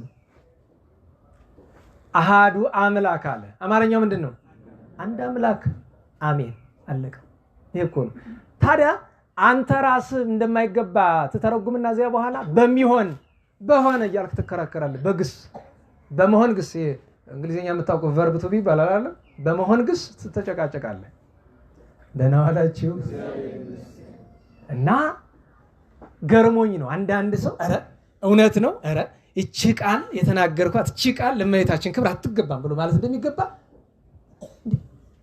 ራሱን ለመከላከል ሰው አደባባይ ይወጣል። እየተነጋገርን ያለነው እኮ ስለ ቤተክርስቲያን ነው፣ ስለ እግዝእትነ ማርያም ነው፣ ስለ አምላክና ስለ ወላዲተ አምላክ ነው። እርሷን በመውደድ እኔ እበልጥሃለሁ አይደለም፣ እንደሱ አይደለም እኮ በቃ ስለ ክብሯ ነው የምንነጋገረው። ስለ አምላክ እናት ክብር ነው፣ ስለ ንግስትነቷ ነው፣ ስለ አምላክ እናትነቷ ነው። እና እዚህ ላይ እንተ ትሄውፅ ወይም እንተ ትሄውፅ ከመ መድበለ ማህበር አለ። ልክ እንደናንተ ማለት መድበለ ማህበር ማለት እኮ ነው አይደል? ደህና ዋላችሁ። ለሁለት ያስተረጉማል። መድበለ ማህበር ማለት ሰዎች ተሰብስበው ለጦርነት ሰልፍ ሊሆን ይችላል፣ ለንግግር ለዳኝነት ሊሆን ይችላል። ሰው ተሰብስበው አለ አይደል? አስቡት፣ አቀማመጣችሁ እንዴት ነው? ትክክል ናት አይደል? በወንበር ሰልፋችሁ ይሄ ደስ እንዲያሰኝ ሲያዩት ደስ የምታሰኝ ናትና እንዲህ ይላታል። አንድም ሰዎች የሚሰበሰቡበት ስብሰባ የሚደረግበት አደባባይ ደስ እንዲያሰኝ በበጎ ነገር ይመስላታል። እንደዚያ እኮ ነው። ኋላ ምን አለ? ሆረታቲያ ዘበስን። ይሄን ነገር ተምረነዋል ሰሞኑን ነው። እንዴት ዋላችሁ? ሆረታቲያ ዘበስን ለሁለት አሚናዳብን ተምረናል። እንተወው እሺ። ሰላም ሰጣዊት፣ ሰላምን የምትሰጥ። ስለዚህ መጀመሪያ ስለ ሰላም እንነጋገር። ሰላም ምንድን ነው? እስኪ ሰላምን የሚያውቅ ሰው ካለ ወይዘሮ ሰላምን አይደለም ወይዘሮ ሰላምን አይደለም ሰላም በትክክል ምን እንደሆነ የሚያውቅ ሰው ካለ እስቲ እንደው በሞቴ ይገዘኝ። ሰላም ምንድን ነው? በጥሬ ቃል እንጀምር። ሰላም ምን ማለት ነው ካሏችሁ ጥሬ ትርጉም ምንድን ነው? ፍቅር፣ አንድነት። ቃል ነው ያልኩ፣ ወደ ምስጢር አልኩ። ሰላም ምን ማለት ነው? አረ በሞቴ ፍቅር፣ አንድነት ማለት ነው። ሰላም ማለት ፍቅር ማለት ነው። ሰላምን የምትሰጥ ማለት ፍቅር አንድነትን የምትሰጥ ማለት ነው። ሰላም ስንል ወደ ምስጢሩ ከሄድና ሰላም የሚባል ማን ነው? ንገሩኝ። እግዚአብሔር ነው። መድኃኒታችንን ቅዳሴ ሲያበቃ በነገራችሁ ላይ ዲያቆኑ ይለዋል እንጂ የህዝቡ ነው። ኦ ንጉሠ ሰላም ሰላማዊ ኢየሱስ ክርስቶስ ሰላመከ ሀበነ። ሰላም የሚለው ቃል እንዴት እንደሚያዛት ነው። ዋጽነ ለነ ሰላመከ ወስረይ ለነ ኃጣዊነ ወረሴነ ድልዋነ ከመ ንሁር ወኔት ውስጥ አብያቴን በሰላም ኦ ንጉሠ ሰላምና እዚያ ደግሞ አመክንዮ ዘሐዋርያት ጸሎተ ሃይማኖት የሰራይ ዲያቆን አይደለም፣ የንፍቅም አይደለም፣ የሰብልካችም አይደለም፣ የህዝብ ነው። በጋራ ነው የሚባል እና ለድምፅ ማጓ ማን ይበለው ማንስ ቢለው ምን ለውጥ አለው? ብቻ ግን የህዝብ ነው። ሰው ግን ምንድነው የሚያደርግ? ናምን ባዶ አምላክና ብሎ ይልና ከዛ በኋላ የሱ ሆኑ ስለማያውቅ መስማት ነው። መስማቱም ይጠቅማል። የበለጠው ግን ማለት ነው እንድንል ነው። ጸሎተ ሃይማኖትን ጸልዩ እንጂ አዳምጡ የሚልጋለ በሉ ነው፣ ተናገሩ ነው። አዳምጡ የምንባል ካህናት፣ ዲያቆናት በማዕረግ እነሱ ብቻ እንዲሉት የተባለውን ነገር ማዳመጥ ነው። ኪያከንስ የበግዚዮን መጮኑ ማዳመጥ ነው የሚገባ። ንገሩኝ። ስብሐት ለእግዚአብሔር የሚለውን ንስሐ መጮኑ ማዳመጥ ነው። ማዳመጥ ነው። የካህኑን ማዳመጥ ነው። የመመኑ መጮህ ነው የሚገባ እና ኦ ንጉሠ ሰላም የሰላም ንጉሥ ሆይ ስለ ሰላም ንጉሥነት ስናነሳ ወደ ኋላ እንመለስና በዚህ ዘመን ዓለማችን ላይ ከሚያከራክሩ ርዕሶች አንዱ መልከ ጼዴቅ ማን ነው? አይ አለማወቃቸው። በነገራችን የኢትዮጵያ ኦርቶዶክስ ተዋሕዶ ቤተክርስቲያን ሁሉ ነገር ስላላት ይገርመኛል። አመሰግናለሁ ፈጣሪል። መልከ ጼዴቅ ማን ነው ሲባል አንዳንዱ ይከራከራል። እንዲያውስ አንዱ ምን ብሎ ጽፎ አየሁኝ። ይሄን ስላችሁ ይሄ እንደኛ አይነት ኖርማል ሰው አይደለም። በዓለሙ ደረጃ ከፍተኛ ደረጃ የደረሰ በዚህ በቴዎሎጂ ዩኒቨርሲቲዎች ፕሮፌሰርነት ምናምን ያላቸው ሰዎች ናቸው። እኛ ሀገር ውስጥ አይደለም፣ ውጭ ያሉ ናቸው። የእነሱን ጽሁፍ ማመን ማለት በዚህ ዘመን የቴዎሎጂን ትምህርት ማናምንበት ምክንያት እሱ ነው። ከመንፈስ ቅዱስ የሆነ ትምህርት ቴዎሎጂ የሚባሉ ኮሌጆች ዩኒቨርሲቲዎች ላይ የለም። እንዲያውም ቅርብ ጊዜ አንደኛው ኢትዮጵያ ውስጥ ካሉ እንደዚህ ዩኒቨርሲቲ ምናምን ከሚባሉ ተቋማት አንዱ የሆነ ነገር አለና እና እዛ የተማረ አንድ ቴዎሎጂ የተማረ በአባለት ጽም ታሪክ ውስጥ ያችን ነፍስ እንዳልተፈጠረች አደረጋት። ይሄ ከቶ አይቻልም እና ፈጠራ ነው፣ ተራ ነገር ነው፣ ተረት ነው ብሏልኝ አለ። እና ምንድነው መልሱ አለ። የመጀመሪያው መልስ ይሄንን ያለ ሰው መናፍቅ መሆኑን ሳታቅ ነው ወይ ወደኔ መጣ። ይሄን ሲል ራሱ መናፍቅ መሆኑን ማወቅ እንዴት አቃት? አይ አሁንማ ገባኝ። መልሱ ምንድነው አለ። ይሁላችሁ ለክርክር የሚያቀርበው ምንድነው? ነፍስ ስትፈጠር ኢማዋቲት ናት ነው አይደል? ለራላችሁ እኛ መልሳችን ቀላል ነው። እንደውም አንድ ልጅ አለ እንደው ባክ ስማልቦ ነገር እንዳትለኝ ይላል። ይሄው ነው መልሱ። እርሱ የፈጠራትን እሷ ጠፋት ብለን ብንል ምን አስጨነቀ? እንዴት ዋላችሁ? ነገሩ ተአምር መንክር የእግዚአብሔር የቸርነቱ ስራ ነው አይደለም? ነፍስ አትሞትም ማለት እግዚአብሔር እንድትሞት ማድረግ አይችልም። እግዚአብሔር እኮ የፈቀደውን ያደርጋል። ኩሎ ዘፈቀደ ገብረ እግዚአብሔር በሰማይኒ ወምድርኒ በሰማይም በምድርም ሁሉን የፈቀደውን ያደረገ እሱ ነው። ለሰው አይቻልም። ዛሬ እስላሞቹ ጭንቅ የሚላቸው አምላክ ሰው አይሆንም ብለው የሚሉት አለ አይደለም? እንዴ ከዚህ በላይ አስጨናቂ ነገር አለ? አምላክ ሰው ከመሆን በላይ እና የሰው ድንቁርናው ዳር የለውም። ያንዳንዱ ሰው መናፍቅ ድንቁርናው ዳር የለውም። ወደ ጉዳያችን እንመለስና መልከ ጼዴቅን አንዱ አይ ክርስቶስ ገናስ ወደ አዲስ ኪዳን ሰመጣ በብሉይ ኪዳን ራሱ ክርስቶስ ነው መልከ ጼዴቅ ይላል። እንግዲህ ያስቡጣም ተማረ የሚባል ሰው እኮ ነው። አንዱ ደግሞ ምን ይላል? አይ ከመጽሐፍ ሄኖክ የሆነች ጥቅስ ይወስድና የለም እሱማ ሚካኤል ነው፣ ሊቀ መላእክት ሚካኤል ነው። ሚካኤል በሰው አርአያ ተገልጦ አቤት አቤት። እና እነሱ ጥቅስ የሚያደርጓት ምንድናት? በዕብራውያን ምዕራፍ 7 ላይ አለ አይደለም? እናት አባት የለውም፣ የትውልድ ቁጥር ታወቀም፣ ጥንትም ፍጻሜ የለውም። ይኸውላችሁ ቅዱስ መልከ ጼዴቅ፣ አባታችን ይስሐቅ፣ ቅዱስ ሙሴ እነዚህን የመሳሰሉ ቅዱሳን ህይወታቸው ኑራቸውና አንዳንድ ነገራቸው ለማን ምሳሌ እንዲሆን ፈልጓል? እግዚአብሔር ለጌታችን ለራሱ ምሳሌ እንዲሆን ምሳሌ ናቸው እንጂ መልከ ጼዴቅ ሰው ነው። አሁንም አለ፣ አልሞተም። ባላርኬ ምን ይላል? ለስጋ አቡነ አዳም ሀበት ሃንጾ ምዕራፉ ዝንቱ ካህን ይነብር ለዝሉፉ። ይሄው ዳግመኛ ክርስቶስ ከሚመጣ ድረስ ይኖራል እና አንተ ካህኑ ለዓለም በከመ ሲመቱ ለመልከ ጼዴቅ ዲያቆን ሲዳር እዛ ምስባክ ሲሰበክለት ለዛ በኋላ በከመ ይቤ ዳዊት በመዝሙር አንተ ካህኑ ለዓለም። ጥሩ ነው። እኔ በነገራችሁ ላይ ቃሉማ ጥሩ ነው፣ እግዚአብሔር ነው። ግን ደግሞ ለምን እንደሚባል ማወቅ አለብህ። አሁን ሰው የሚያስበው ምንድነው? ደግሞ የሆነ ደግሞ ቅርብ ጊዜ የሰማሁት አለ ጻው ተቀበሉ ምናምን የሚል ዘር ያለው እስቲ አምጡልኝ። ምንድነው ማለት ነው? መጻምራዊ ፍስሐ ለኩሉ አስቡት። መድኃኒዓለም ይቅር ይበለን። እንደው ቃሉ ጥሩ ነው፣ ግን ለምሳሌነት ግን ዋናው እየተነገረ ያለ ለመድኃኒታችን እንደሆነ መጻምራዊ ፍስሐ ለኩሉ ጻው ተቀበሉ ሲባል አስቡት። አንዳንድ ማለት እውነቴን ነው፣ ድፍረት እንዳይሆንብን እንጠንቀቅ። እኔ መባሉን አይደለም ምንቅፈው ባይምሯችን ምን አስበን ነው? በከመ ይቤ ዳዊት በመዝሙር አንተ ካህኑ ለዓለም ስንል ተክሊል ለተደረገለት ሰው እያልን እንደሆነ ካሰብን ይሄ ከክህደትም የከፋ ክህደት ነው። አንተ ካህኑ ለዓለም በከመ ሲመቱ ለመልከ ጼዴቅ የተባለለት ብቸኛው ማን ነው? መድኃኒታችን ኢየሱስ ክርስቶስ ነው። እውነተኛው ሊቀ ካህናት እርሱ ሰዋኢ፣ እርሱ መስዋዕት፣ እርሱ ተወካፌ መስዋዕት የሆነው እውነተኛው አምላክ፣ እውነተኛው ጌታ፣ እውነተኛው አዳኝ መድኃኒታችን ኢየሱስ ክርስቶስ። ሊቀ ካህናት ስንለው ለሰራው የማዳን ስራ ነው እንጂ እንደ ብሉይ ሊቀ ካህናት እንደ ሊቃነ ካህናት ወይ እንደ ፍጡር አይደለም። እርሱ እግዚአብሔር ነውና እና በከመ ይቤ ዳዊት መዝሙር ስትሉ መዝሙርን አዘምሩታል። ለምዘምሩት በፊት እምላችሁ አይደል ስለመቤታችን የተነገሩ ኃይለ ቃላት ሰርግ ላይ አይዘመሩ አይደለም። ነገር ግን ለማን እንደሆነ እንወቃቸው እንረዳ። ታዲያ በዲያቆኑ ፊት ለምንድን ነው ምመን ሰርግ ተክሊል ሲደረግ ሳይባል ከተባለ ያማ ሰያሜ ካህናት ሊቀ ካህናት ኢየሱስ ክርስቶስ የሰጠን ክህነት ስለሆነ ሰጪውን ማመስገን እኮ ነው። ይሄ ዲያቆን ነገ ካህን ይሆን ነው አይደል? ያን ካህን የሚሾመው ማን ነው?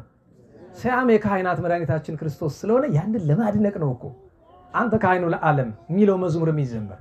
በከመ ሲመቱ ለመልከ ጼዴቅ፣ መልከ ጼዴቅ ሰው ነው። ወላጆቹን እዚህ በፊት አልነገርኳቸውም?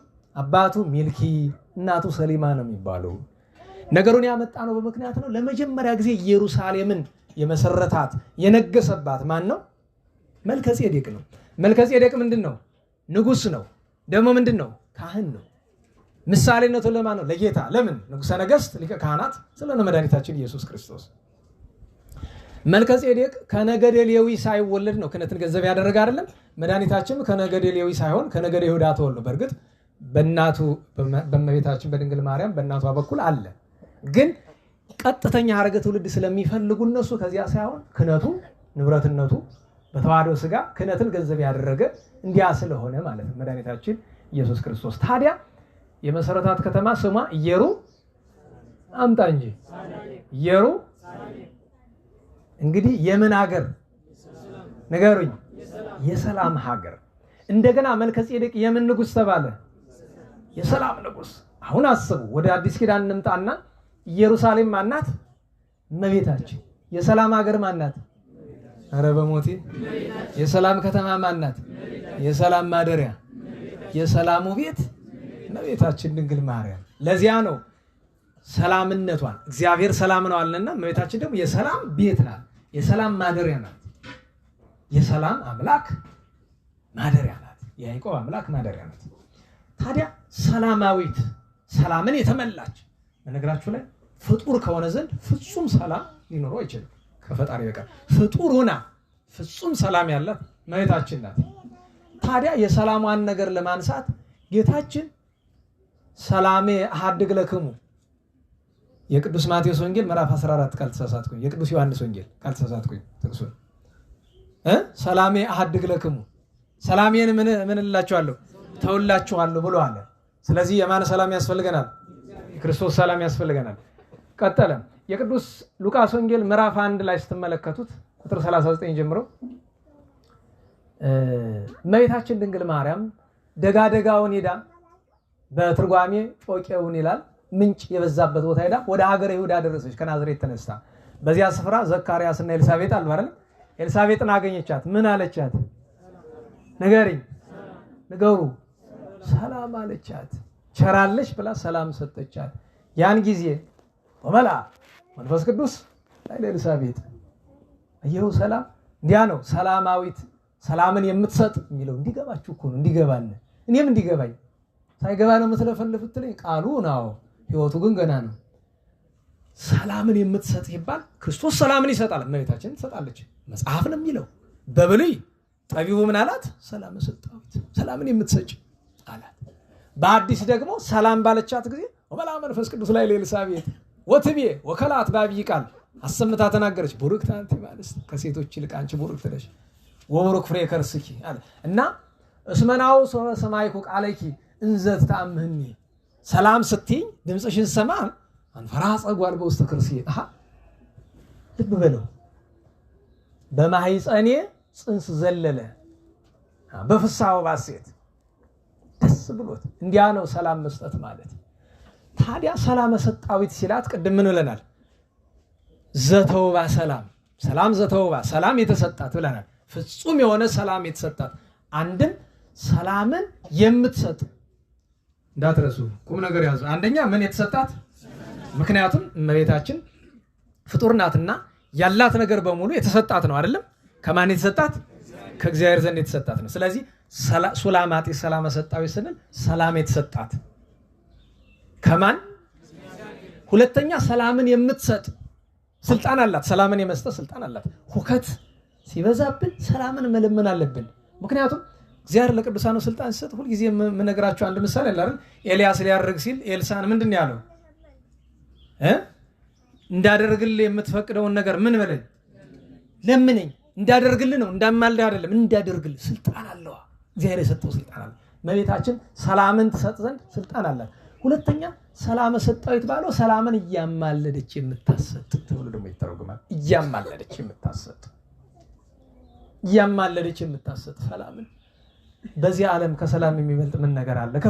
ከፍቅር ከአንድነት የምግባራት ሁሉ ራስ ምንድናት አለ? ፍቅር ናት አይደል? ፍቅር ደግሞ ምንድናት? ሰላም ናት። ዛሬ ዓለም ላይ የጠፋ ምንድነው? ሰላም የለም። በነገራችሁ ላይ ዓለም ላይ ሰላም የለ፣ አህጉራችን ላይ ሰላም የለ፣ ሀገር ላይ ሰላም የለ፣ ከተማችን ላይ ሰላም የለ፣ ቤተክርስቲያን ላይ ሰላም የለ፣ ማህበራት ላይ ሰላም የለ። ሰላም የለም እኮ በነገራችሁ ላይ ሰላም መኖር አለመኖር እኮ ዱላ በመማዘዝ ብቻ አይደለም፣ ስላልተደባደብን አይደለም። ሰላም አለ ይመስላል እዚህ ውስጥ የለም። እንተማማለን እኮ ተደባብቆ አሁንም እኮ ምን ትለኛለህ? ታው እውነቴን ነው። እንኳን ከውዳቂዎቹ ከኛ ጋር እግዚአብሔርን የሚያማ ትውልድ እኮ አለ። ኧረ ማይ እንዳቅምሻል የሚላሉ አባቶች ሰላም ያለ ይመስላል። ሰላም እንደ ሰላም ማለት ፍቅር ነው ብለናል አይደል? ፍቅር አለ በልባችሁ ሁልጊዜ የምላችሁ ነገር አለ አይደል? እኔ ፍቅር ምን እንደሆነ እስካሁን አላውቀው። እኔ መድኃኒዓለም ምስክር ነው ቸባ ግን ያላውቀው ፍቅር ምን እንደሆነ አላውቅም። እኔ ሰላም ምን እንደሆነ አላውቅም። እኔ ቃሉን ከሆነ ከአንተ ብዙ ጥፍ ላውቀው ይችላል። ተግባሩን አንድ ነገር የምታውቀው ሰላም። በነገራችሁ ላይ ቅዱሳን ልክ አባ ዘካርያስ ታላል መነኮስ ቅዱስ ዘካርያስ ትሩፈ ምግባር አባ ሙሴ ጸልይ መሐሊ ቀዳ ሲሄድ ሳይቀዳ መጣ።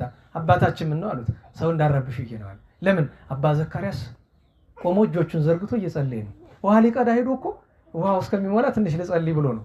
3 ቀን ነው ለከዛ እንግዲህ ብታሰለው ወደ 72 ሰዓት ማለት ነው።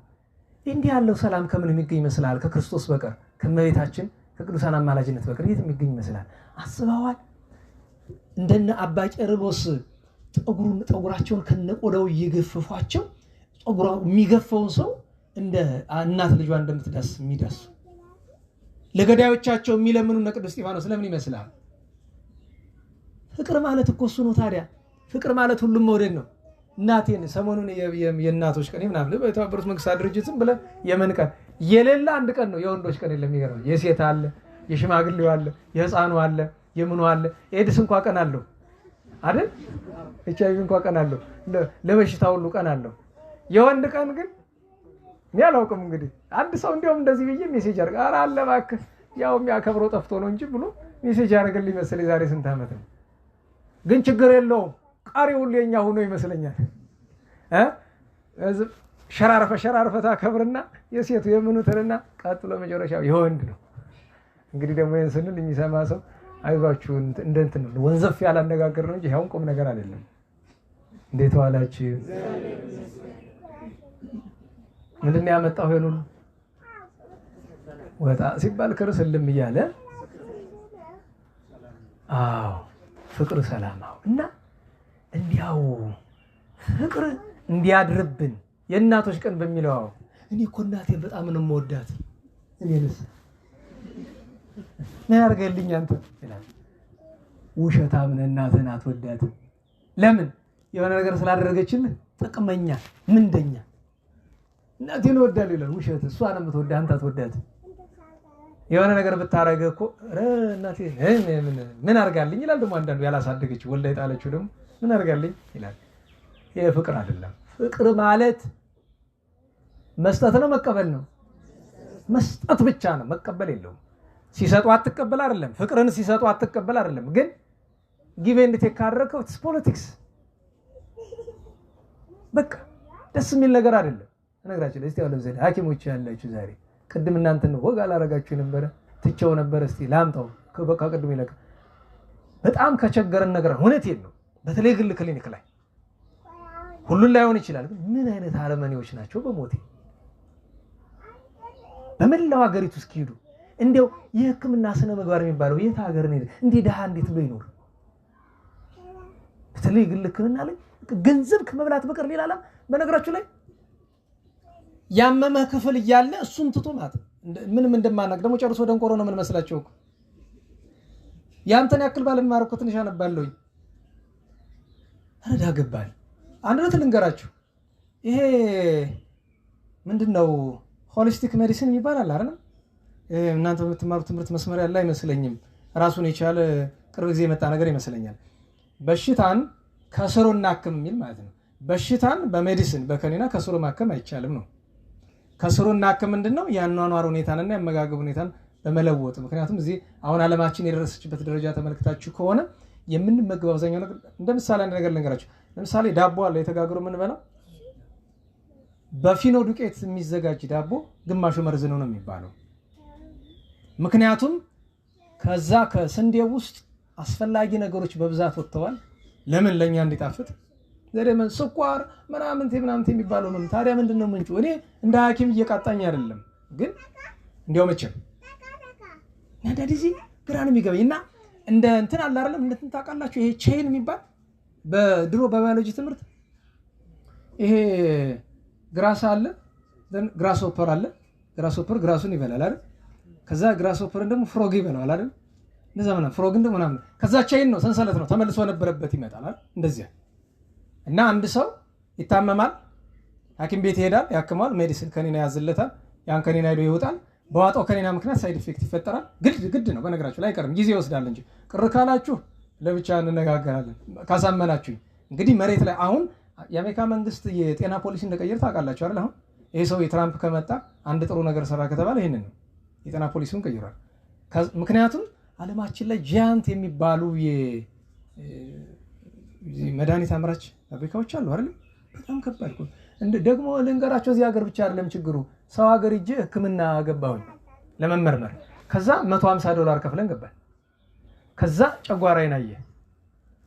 ከዛ አብራኝ ላለችው ሌላው ስላት እንውጣና እንደገና 150 ለእያንዳንዱ ኦርጋን $150 $150 አባዛው 20 ምናምን ሺህ ብር ነው። በዚህ ሂሳብ ብታዩ ደግሞ የኛ መቼ ነው ግን ያም ሆኖ የድሃ ረሃብተኛ ያለበት ሀገር ነውና የእውነቴን ነው።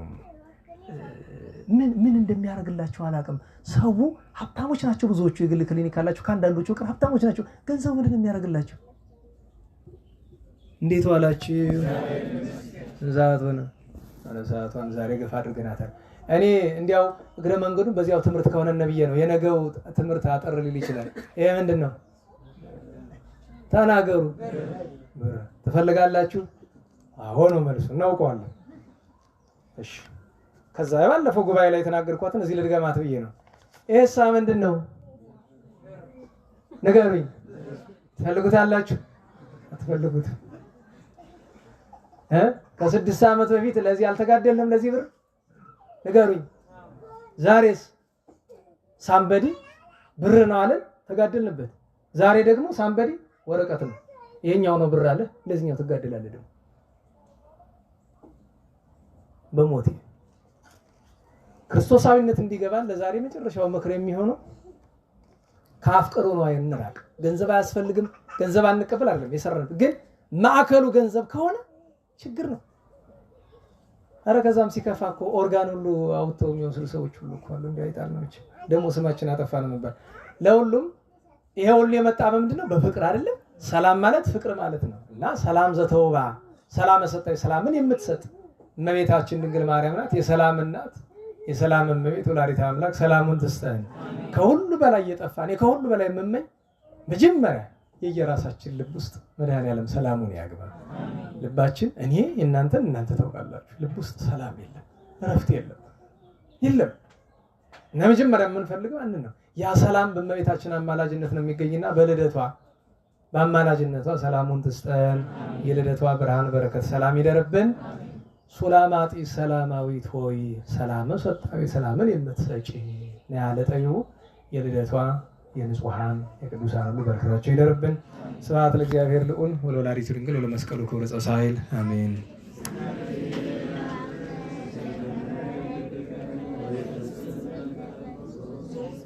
አሜን።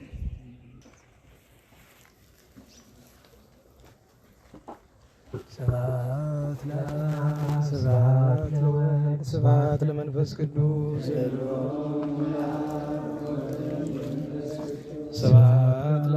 ስብሐት ለወልድ ስብሐት ለመንፈስ ቅዱስ ስብሐት ስብሐት ለወልድ ስብሐት ለመንፈስ ቅዱስ ስብሐት ለእግዝእትነ ማርያም ድንግል ወላዲተ አምላክ ስብሐት ለመስቀለ እግዚእነ ኢየሱስ ክርስቶስ ክርስቶስ በምሕረቱ ይዘከረነ አመዳግም ጻፍ ያስተፍረነ በሰቦተ ስሙ ያንቀሐነ ወአምልኮቱ ያጽናነ እግዝእትነ ማርያም አይርጊ ጸሎተነ ወአስተስሪ ኩሎ ኃጢአተነ ቅድመ መንበሩ ለእግዚእነ ለዛብላነ ዘንተ ኅብስተ ወለዘ አስቴነ ዘንተ ጽዋዕ ወለዘ ሠርዐ ለነ ሲሳየነ ወአራዘነ ወለዘ ተአገሠ ለነ ኩሎ ኃጢአተነ ወለዘ ወሀበነ ሥጋሁ ቅዱሰ ወደሙ ክቡረ ወለዘ አብጽሐነ እስከ ዛቲ ሰዓት እግዚአብሔር ወለመስቀሉ ክቡር ይናጉቱ ይሰብሐ ስሙ ወትረ በኩሉ ጊዜ ወበኩሉ ሰዓት ስብሐት ለአብ ወወልድ ወመንፈስ ቅዱስ ይእዜኒ ወዘልፈኒ ወለዓለመ ዓለም አሜን። አውሎግሶን አውሎግሶን አውሎግሶን በእንተ አብ ወወልድ ወመንፈስ ቅዱስ አቀበት ለወጡ ቁልቁለተ ለወረዱ ርጥብ ለተሰባቸው ደረቅ ለነደደባቸው ለረዱ ለተራዱ ለዘከሩ ላዘከሩ ስመ እግዚአብሔር ስመ ማርያም ድንግል ስመ ቅዱሳን ለጠሩ እግዚአብሔር ስመ ቅዱሳን ይሰብልን።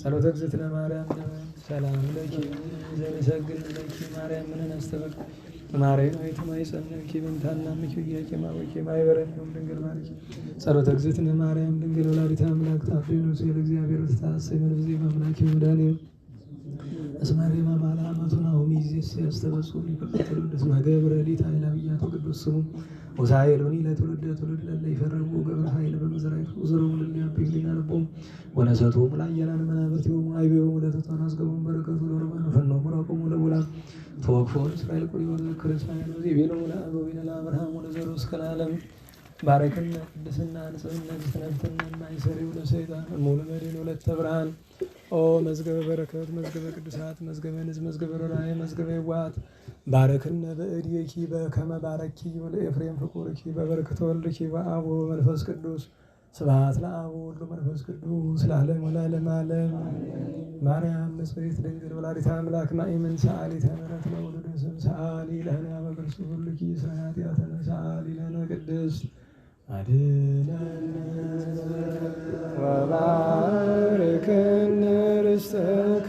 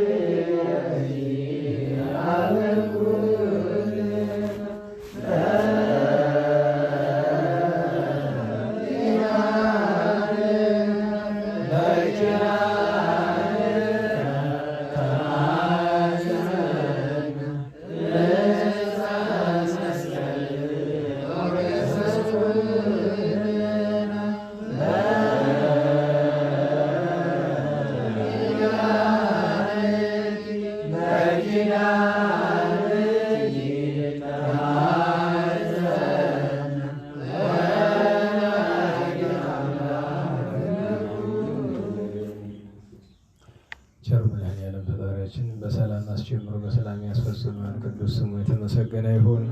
ሀገራችን ቤተክርስቲያን፣ ደብራችን፣ ከተማችን በሰላም ይጠብቅልን። ሰላሙን፣ ፍቅሩን፣ አንድነትን ይዘዝልን። የእመቤታችን ወላዲተ አምላክ ጣዕመ ፍቅሯን የቅዱሳንን በረከት ያሳድርብን። ከታዘዘ መቅሰፍት፣ ከነደደ እሳት፣ ከዕለትኪት፣ ከዘመነ መንሱት፣ ከገራ ቁመት ቸሩ መድኃኔዓለም ያድነን። ስለ ቸርነቱ ብሎ በመከራ በእስራት በደዌ ያሉ አስቡን አትርሱን የሚሉ ወገኖቻችን ሁሉ በይቅርታው ያስብልን። የሞቱትን ነፍሳቸውን ያዝልቅልን። የመምህራችን የገብረ ኪዳን፣ የመምህራችን የገብረ መስቀል፣ የወንድማችን የገብረ ሥላሴ ቤታችን የዕለተ ትንሣኤን ነፍስ በአብርሃም በይስሐቅ በያዕቆብ አጠገብ ያኑርልን። ሰላም በዋለን ቸርነቱ ሰላም ያሳድረን። ከብርሃነ ልደቷ በረከት ይክፈለን። አቡነ ዘበሰማያት እንበል። ይትቀደስ ስምከ ትምጻእ መንግሥትከ ወይኩን ፈቃድከ በከመ በሰማይ ከማሁ በምድር ሲሳየነ ዘለለ ዕለትነ ኅድግ ለነ አበሳነ ወጌጋየነ ከመ ንሕነኒ ንኅድግ ለዘአበሰ ለነ ኢታብአነ እግዚኦ ውስተ መንሱት አላ አድኅነነ እምኩሉ እኩይ እስመ ዚአከ ይእቲ መንግሥት ኃይለ ስብሐት በሰላም ቅዱስ ገብርኤል መልአክ እግዝእትየ ማርያም ሰላም ለኪ ድንግል በኅሊናኪ ወድንግል በሥጋኪ እም እግዚአብሔር ጸባኦት ቡርክት አንቲ እምአንስት ወቡሩክ ፍሬ ከርሥኪ ተፈሥሒ ፍሥሕት ኦ ምልዕተ ጸጋ እግዚአብሔር ምስሌኪ ሰአሊ ወጸልዪ ለነ ምሕረተ ወፍቁር ወልድኪ ኢየሱስ ክርስቶስ ከመ ይስረይ ለነ ኃጣውኢነ ተማኅፀነ ብኪ። ስብሐት ለአብ ስብሐት ለወልድ ስብሐት ለመንፈስ ቅዱስ ይእዜኒ ወዘልፈኒ ወለዓለመ ዓለም አሜን።